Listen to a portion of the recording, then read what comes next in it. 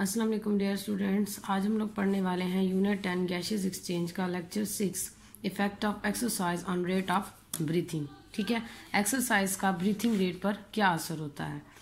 Normal breathing rate under resting condition the rate of breathing is 15 to 20 times per minute. ठीक है, normal जो resting condition होती है, जब रेस्ट में होती है बॉडी, मतलब जब कोई भी किस्म का फिजिकल एक्टिविटी नहीं कर रही होती, उस वक्त कहते हैं कि पर मिनट, एक मिनट में तकरीबन इंसान 15 से 20 बार सांस लेता है।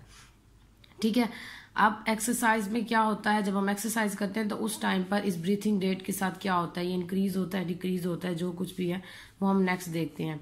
Next one is effect of exercise during exercise this rate increases instantly. ठीक है, ये जो एक्सरसाइज के दौरान ये रेट जो है वो तेजी से बढ़ता है। This is due to the fact that more oxygen is required for the oxidation of glucose to get more oxygen.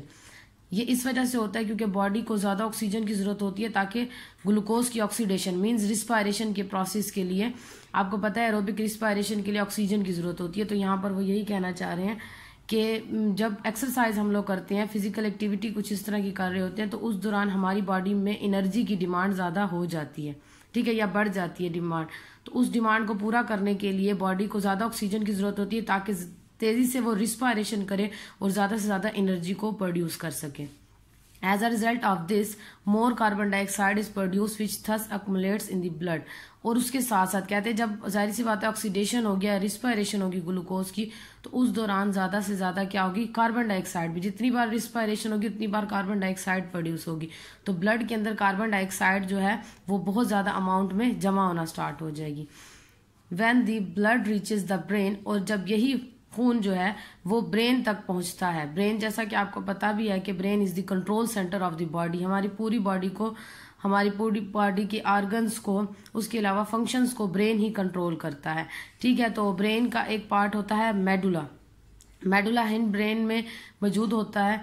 Medulla का काम होता है ब्रीथिंग रेट को कंट्रोल करना, इसी वजह से इसको ब्रीथिंग सेंटर भी कहते हैं। वो कहते हैं जैसे ही ब्लड जो है वो ब्रेन में मेडुला तक पहुंचता है, detects more carbon dioxide in the blood.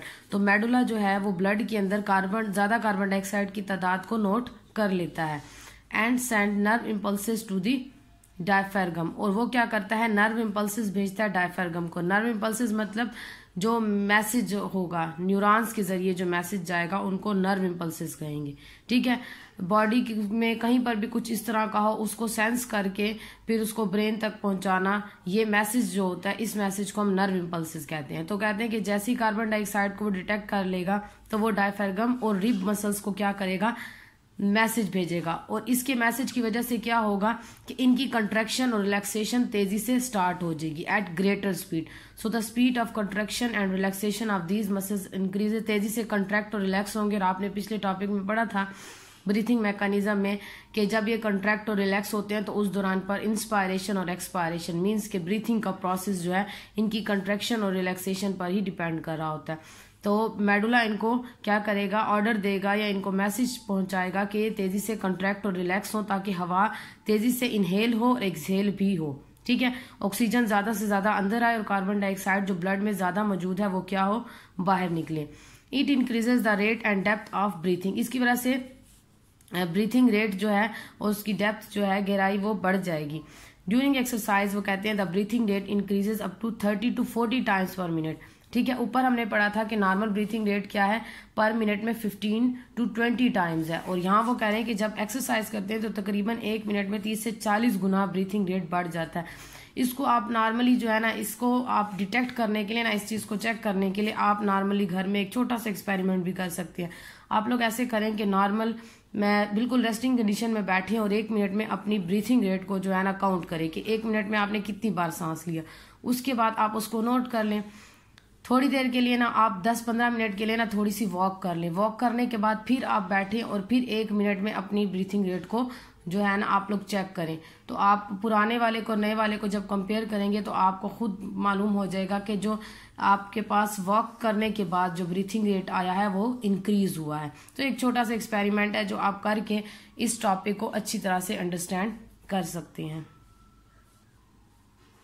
ठीक है, तो ये है हमारा टॉपिक जिसके अंदर हमने पढ़ा कि एक्सरसाइज जो है वो रेट ऑफ ब्रीथिंग पर किस तरह से असरअंदाज होती है। नॉर्मली रेस्टिंग कंडीशन में ब्रीथिंग रेट कितना होता है और जब एक्सरसाइज हम करते हैं तो उस वक्त ब्रीथिंग रेट कितना हो जाता है, और इस ब्रीथिंग रेट को के बढ़ने की वजह क्या होती है, ये भी हमने इस टॉपिक में डिस्कस किया।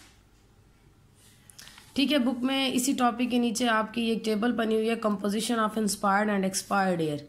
ठीक है, कि जो हम हवा ले रहे होते हैं और जो बाहर निकाल रहे होते हैं उनके अंदर जो गैसेस की तादाद है वो कितनी होती है। तो कहते हैं एयर कंपोनेंट है हमारे पास ऑक्सीजन। इंस्पायर्ड एयर जो है जो हम अंदर ले जाते हैं तकरीबन 21% उसमें ऑक्सीजन होती है, और एक्सपायर्ड में 16% ऑक्सीजन होगी, वो कार्बन डाइऑक्साइड की फॉर्म में होगी। ठीक है, कार्बन डाइऑक्साइड इंस्पायर्ड जो हम कर रहे होते हैं उसमें तकरीबन 0.04% कार्बन डाइऑक्साइड होती है, और जो एक्सपायर्ड करते हैं वो 4% होती है। वाटर वेपर्स इंस्पायर्ड वो वेरिएबल है, मीन्स वो डिपेंड करता है हवा के ऊपर। कुछ अगर हवा में नमी ज़्यादा होगी तो ऑलरेडी वाटर वेपर्स भी हवा के साथ अंदर ज़्यादा जाएंगे, और अगर नमी नहीं होगी या कम होगी तो फिर वाटर वेपर्स भी कम होंगे। और एक्सपायर्ड एयर क्या होगी, सैचुरेटेड। ठीक है, सैचुरेटेड का मतलब क्या होगा कि जिसमें सॉल्वेंट की तादाद कम हो और सॉल्यूट की तादाद ज़्यादा हो। सॉल्यूट से मुराद यही होगा कि मुख्तलिफ गैसेज होंगी, डस्ट पार्टिकल्स होंगे, वाटर वेपर्स होंगे। अच्छा, वो कहते हैं कि एयर कंपोनेंट अगर हमारे पास टेम्परेचर है तो वो भी वेरी